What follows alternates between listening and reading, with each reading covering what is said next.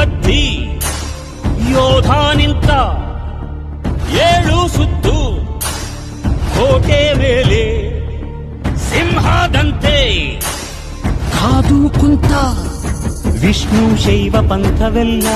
ಒಂದೇ ಎಂದ ದಾನ ಧರ್ಮ ಒಂದೇ ನನ್ನ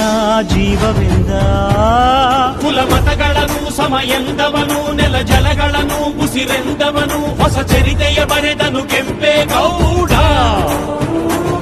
ರಣ ಕಲಿಯುವನು ರಣ ಹುಲಿಯುವನು ರಣ ಪಡೆಗಳಿಗೆ ಅಧಿಪತಿಯವನು ಯುಗ ಧರ್ಮೋದ್ಧಾರಕ ಕೆಂಪೇಗೌಡ